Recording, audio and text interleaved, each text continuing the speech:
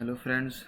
आज का हमारा टास्क है कि हमने एक कंपनी के अगेंस्ट उसके जो ब्रांड्स हैं वो लोड करवाने हैं। उसके बाद कोई ब्रांड लोड होगा या सिलेक्ट होगा तो उसके अगेंस्ट उसके अंडर जितनी भी कैटेगरीज आ रही हैं वो लोड हो जाएंगी।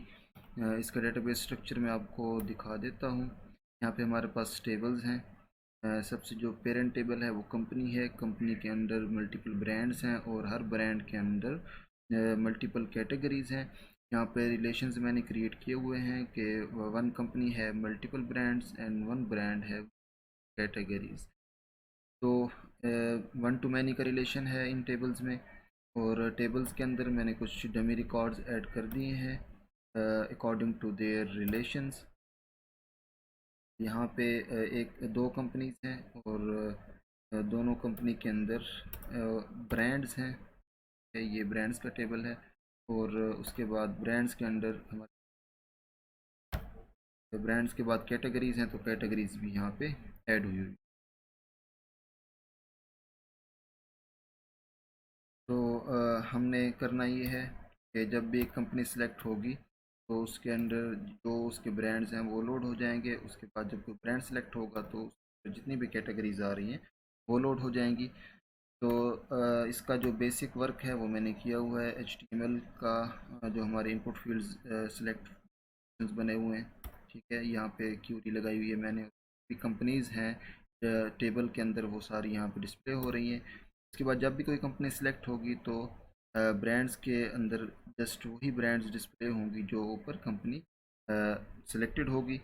उसके बाद जब कोई एक ब्रांड सेलेक्ट होगा तो उस ब्रांड के बाद कैटेगरीज में जस्ट वही कैटेगरी के नेम्स डिस्प्ले होंगे जो उस जो ब्रांड सेलेक्टेड होगा उसके अकॉर्डिंग। तो इसको हमने यूजिंग एजेक्स करना है। तो एक सिंपल फंक्शन बना हुआ है एजेक्स का, इसी फंक्शन को हम यूज़ करेंगे। और यहाँ पे हमें एक और चीज़ भी चाहिए होती है। तो करना ये है हमने कि हम ये फंक्शन यूज़ करेंगे ऑन चेंज के ऊपर। तो पहला हमारे पास सिलेक्ट ऑप्शन है सिलेक्ट कंपनी का। यहाँ पे मैं ऑन क्लिक ऐड करता हूँ, बल्कि यहाँ पे हम ऑन चेंज यूज़ करेंगे। और लोड का फंक्शन है हमारे पास जावास्क्रिप्ट का एजेक्स का। और इसके अंदर चार पैरामीटर्स हैं। फोल्डर का नाम, फाइल नेम, एरिया और उसके बाद उस रिकॉर्ड की आईडी। तो यहाँ पे हम चार पैरामीटर्स डिफाइन करेंगे। तो हमारे पास सबसे पहले फ़ोल्डर का नेम है तो यहाँ पे फ़ोल्डर का मैं नेम दे देता हूँ लोड फाइल्स के नाम से। एक फ़ोल्डर क्रिएट करेंगे, उसके अंदर ये फाइल्स रखेंगे।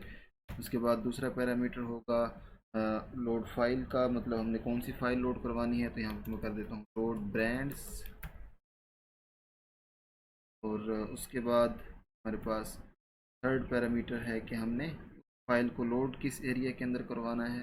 तो बेसिकली हमने उस जो ब्रांड्स हमारे यहाँ पे इस फाइल के अंदर, क्योंकि ब्रांड्स डिस्प्ले सारे फेच होंगे, उन ब्रांड्स को हमने यहाँ पे डिस्प्ले करवाना है एरिया के अंदर।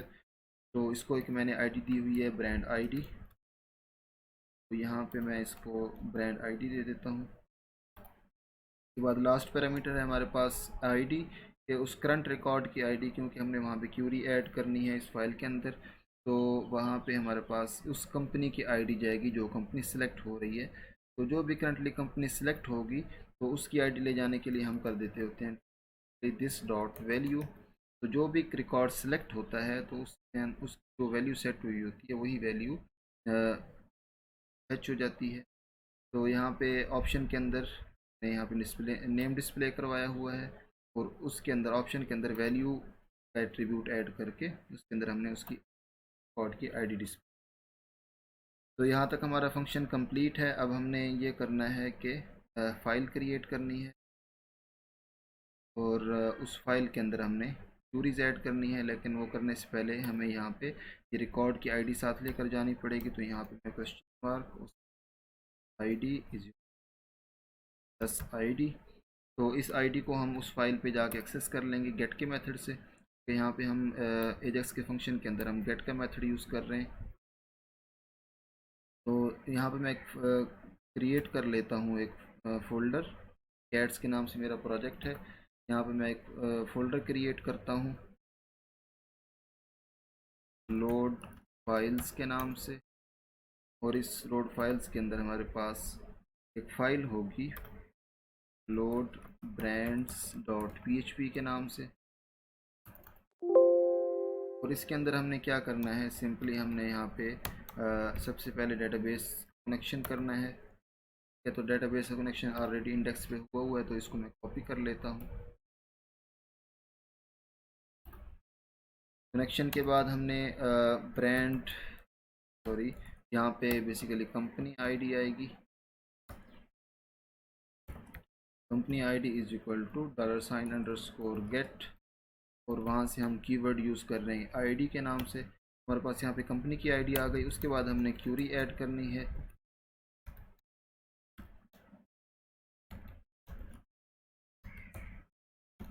Select static from brands where, हम देख लेते हैं कि डेटाबेस में टेबल का कॉलम का नेम क्या है। CID है बेसिकली, तो यहाँ पे CID इज इक्वल टू $कंपनी आईडी, और उसके बाद हमने यहाँ पे वाइल लूप यूज़ करना है।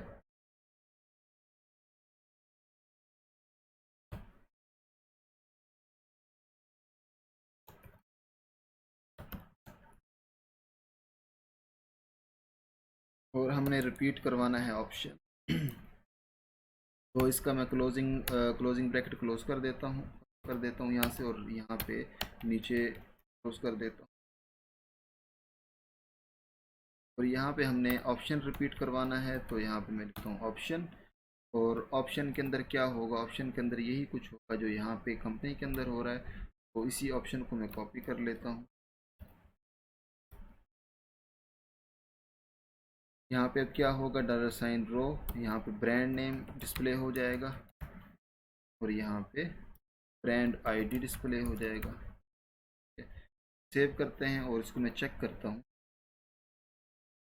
रिफ्रेश करता हूँ। यहाँ पे मैं बाटा शूज़ चूज़ करता हूँ, तो हमारे पास यहाँ पे नीचे फ़ौरन ही लोड हो गया।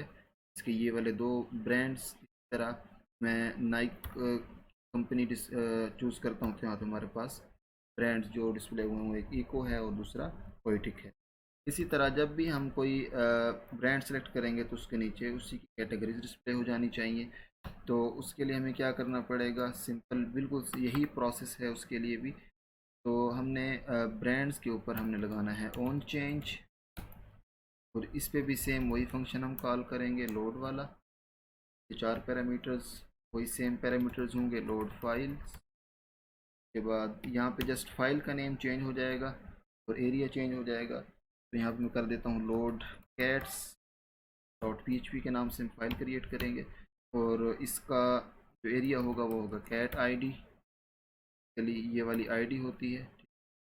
और लास्ट पैरामीटर हमारे पास होता है दिस डॉट वैल्यू। और अब हमने जस्ट ये फाइल क्रिएट करनी है लोड कैट्स, तो यहाँ पे आके मैं ये फाइल क्रिएट करता हूँ लोड फाइल्स के फोल्डर के अंदर, लोड कैट्स डॉट php। और इसके अंदर भी सेम सारा यही काम होना है, तो इसी को मैं कॉपी पेस्ट कर, सबसे पहले डेटाबेस का कनेक्शन, उसके बाद यहाँ पे आएगी ब्रांड की आईडी, और आईडी क्योंकि कीवर्ड है तो इसी कीवर्ड से हम इसको एक्सेस करेंगे। क्यूरी चेंज हो जाएगी, select static from categories where brand ID is brand ID. और उसके बाद यहाँ पे हमारे पास ये हो जाएगा अकॉर्डिंग टू टेबल। अगर टेबल के अंदर देखें तो हमारे पास यहाँ पे कैटेगरीज का टेबल है, तो कैट आईडी आएगा ऑप्शन के अंदर और कैट नेम आएगा हमारे पास यहाँ पे। तो यहाँ पे आएगा cat name cat ID, save किया, और उसके बाद चेक करते हैं रिफ्रेश करके। मैं चूज़ करता हूँ, यहाँ पे हमारे पास ब्रांड्स डिस्प्ले हो गया। अभी तक आप देखें तो यहाँ पे कैटेगरीज लोड नहीं हुई क्योंकि हमारे पास ब्रांड सेलेक्ट नहीं हुआ अभी तक। हमने यहाँ पे ये करना हो मैक्सिकिनो, तो यहाँ पे हमारे पास इसकी जो कैटेगरीज हैं ये हो गई। इस तरह अगर हम ये चूज़ करते हैं तो चूज़ हो गए, ठीक है। यहाँ पे एक चीज़ और होनी चाहिए कि जब हम ये चूज़ करें तो यहाँ पे हमारे पास डिफ़ॉल्ट वैल्यूज़ रहनी चाहिए, सेलेक्ट ब्रांड, सेलेक्ट कैटेगरी। तो उसका सिंपल सोल्यूशन ये है कि हम इंडेक्स पे जो हमारे पास यहाँ पे डिफ़ॉल्ट ऑप्शन कर लेते हैं, सेलेक्ट कैटेगरी, कॉपी किया और कैट्स के अंदर लूप स्टार्ट होने से पहले, तो इसको मैं बिल्कुल स्टार्ट में डाल देता हूँ। इसी तरह सेलेक्ट ब्रांड है तो यहाँ से कॉपी करके ब्रांड्स के टॉप पे, तो अब हमारा ये वर्क प्रॉपर है। मैं कंपनी सेलेक्ट करता हूँ, उसके बाद यहाँ पे ब्रांड्स लोड हो चुके हैं, ठीक है। तो जैसे मैं ब्रांड सेलेक्ट करता हूँ तो हमारी कैटेगरीज भी लोड हो चुकी हैं, ठीक है। तो ये हमारा आज का वर्क था कि हमने डायनेमिकली किस तरह से लोड करवानी होती हैं, सब ऑप्शंस लोड करवाने होते हैं। तो मिलते हैं नेक्स्ट टास्क में।